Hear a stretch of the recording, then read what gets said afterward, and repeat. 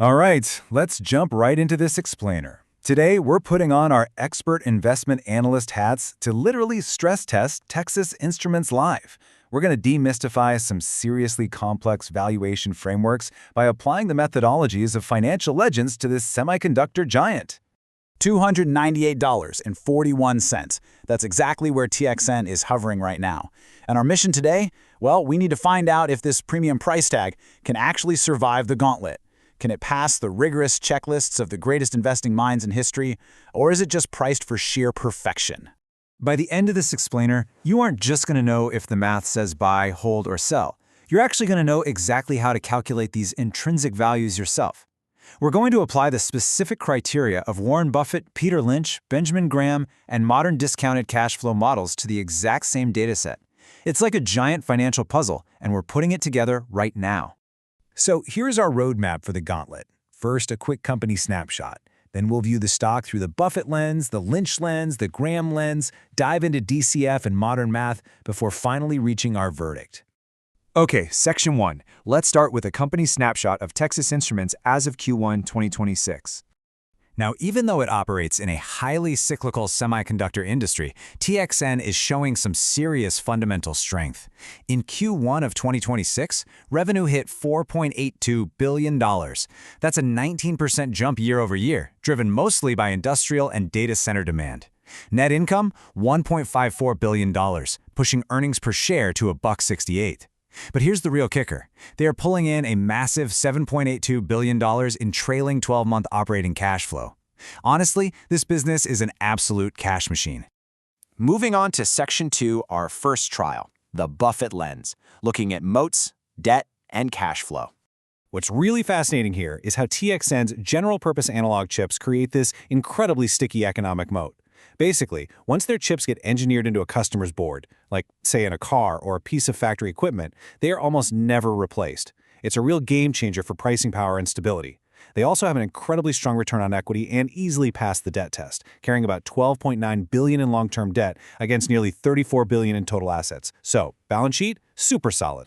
And get this. At a recent Morgan Stanley conference, CEO Javi Villan came right out and said their main objective is to grow free cash flow per share for the long term. You know, a CEO focused purely on long-term free cash flow per share instead of just flashy short-term earnings, that is absolute music to Warren Buffett's ears. Now you might be wondering, how does this translate to actual value? Well, Buffett loves to calculate what he calls owner earnings. We start with that $7.82 billion in operating cash flow we just talked about. Then we subtract the massive $4.1 billion in capex they're spending to build out their 300mm wafer capacity. That leaves us with roughly $4.35 billion in trailing 12-month owner earnings, or free cash flow. It's a phenomenal business, no doubt. But Buffett always demands a margin of safety. To get his required double-digit return with these cash flows, he'd likely wait for a price closer to $150 a share. So at nearly $300, it's a wonderful company, but probably way too expensive for the Oracle of Omaha right now. All right, Section 3, Trial 2. We're switching to the Lynch lens to look for growth at a fair price. First things first, Peter Lynch would want us to categorize the company. So is TXN a reliable stalwart because of its massive dividend? I mean, they returned over $5 billion in dividends in the last 12 months alone. Or is it a cyclical stock trying to navigate the industrial market correction that management openly acknowledged? Honestly, it kind of straddles both. And while Lynch normally loves to see heavy insider buying or low institutional ownership, the real story for him here comes down to the price. And this right here is the absolute crucial point. TXN is trading at a forward PE of roughly 39. Now, Lynch's absolute favorite metric is the PEG ratio, price to earnings divided by growth.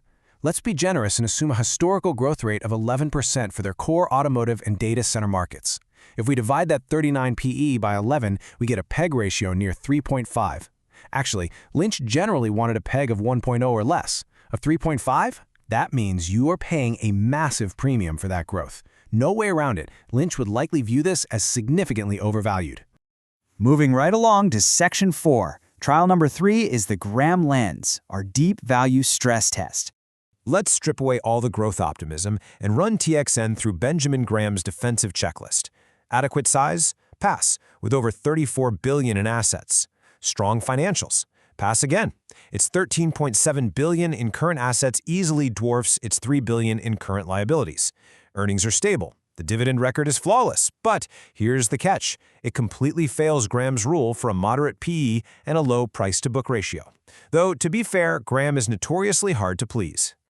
Graham has this famous intrinsic value formula, the square root of 22.5, times earnings per share times book value per share. So let's run the math. We take Q1's EPS of $1.68 and roughly annualize it to $6.72.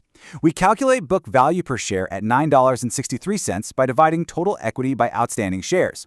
Plug all that into Graham's rigid formula, and what do we get? A hyper-conservative fair value of just under $40 a share. Yep, you heard that right, $40. Remember, Graham demands a strict margin of safety based on current assets, not future growth, which means he literally wouldn't even look twice at today's $298 price tag. Leaving the history books behind, Section 5, let's look at discounted cash flows and modern math. To build out our DCF base case, we need a few standard assumptions. We're explicitly plugging in a 9% discount rate, or WACC, and a 2.5% perpetual terminal growth rate. We apply this across a 5-year forecast, starting right from our current trailing free cash flow of $4.35 billion. Now, relying on a single DCF output is kind of dangerous, right? So we always run a sensitivity table. But here's the thing. Even when we flex the discount rate down to an incredibly generous 8% and push terminal growth all the way up to 3%, the absolute highest fair value this model can spit out is around $130 per share. The math just completely struggles to pull a $300 share price out of $4.3 billion in free cash flows.